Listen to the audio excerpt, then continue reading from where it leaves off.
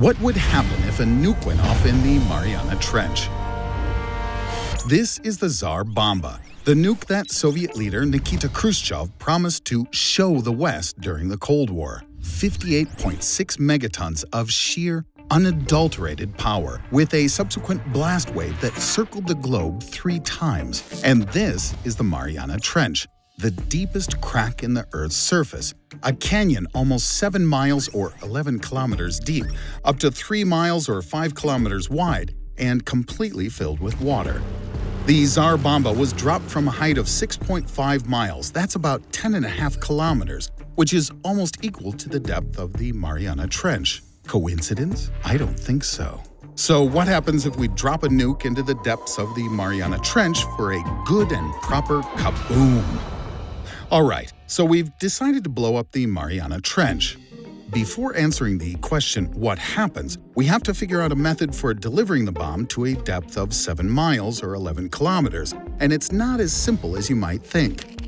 After all, the density of water is 1 gram per cubic centimeter, which means that at these depths, the water pressure will reach 110 megapascals, which is 1,100 times normal atmospheric pressure.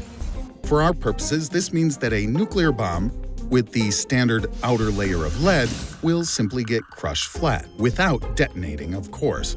The amusing but lackluster end result would be a giant uranium pancake, 130 feet or 40 meters in diameter, ending up at the bottom of the Mariana Trench.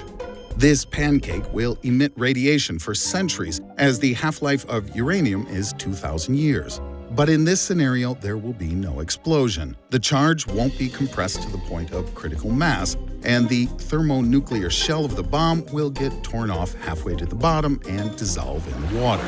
So let's say the bomb will be lowered down inside a bathyscaphe. That's a deep-sea submersible designed to withstand high pressure and, optionally, be remotely controlled. In this case, we're gonna get our bang. And there's actually more than one way for that to happen.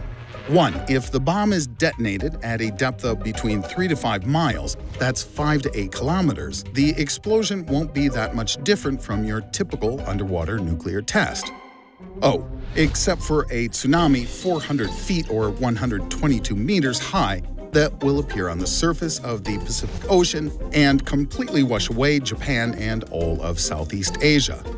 Also, half of Australia and the eastern regions of China will see tremendous flooding, and the U.S. Pacific coast, especially San Francisco and Los Angeles, will be besieged with waves up to 250 feet or 76 meters.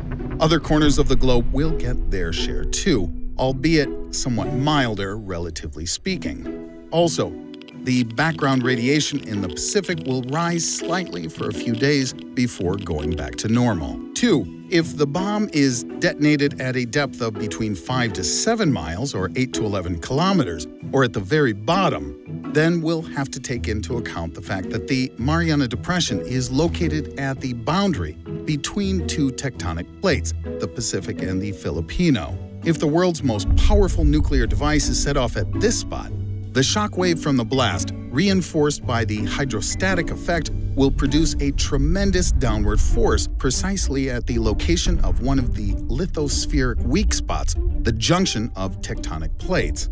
As a result, the plates will start either converging or diverging very quickly, and either option spells trouble for humankind. So, if the bomb explodes at or near the bottom, we're not going to get away with just a really big splash. The energy received at the base will be transferred to the boundaries of the tectonic plates at the speed of sound. Part of that energy will be reflected back up from the bottom of the trench to be liberated at the surface in the form of a colossal, ultra-super tsunami. Only this time, the tsunami will be just the tip of the proverbial iceberg. Next, we'll see massive magnitude 12 earthquakes occur across the entire ring of fire, which will then give rise to a second installment of mega-uber tsunamis even higher than before. We'll next be treated to a gargantuan release of magma back at the area of the explosion, and this will set off a chain of volcanic eruptions to complete the picture, lest the survivors in the highlands assume they've been given a lucky break. This volcanic activity will continue for at least a month, so expect the Earth to be assaulted with seemingly endless acid rain while the airborne ash will interfere with air travel needed for humanitarian missions, in addition to blocking out much of the light from the sun. To me, that smells an awful lot like nuclear winter, or at the very least, a couple of very cold years. Coupled with the tsunamis, the cold spell may result in globe-spanning catastrophe, with many species, including humans, ending up on the brink of extinction. There's also the possibility that a Tsar Bomba-type explosion at a depth of roughly 1.5 miles or 2.5 kilometers from the bottom of the Mariana Trench could punch a hole in the Earth's crust, sufficient to produce a magma fountain.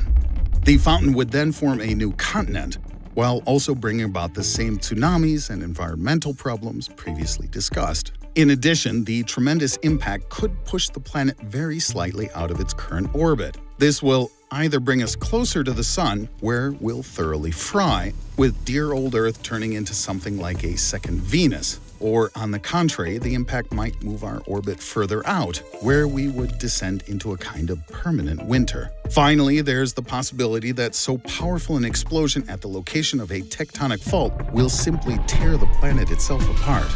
The fate of humankind in that scenario is easy to see. Fortunately, however, the likelihood of any of the above happening is extremely low. As experience shows, in the end, humans are no fools. Shortly after the successful atmospheric test of the Tsar Bomba in 1963, the nuclear club countries signed in Moscow a treaty banning nuclear weapons tests in the atmosphere, in outer space, or underwater, a safeguard of sorts to prevent future catastrophes.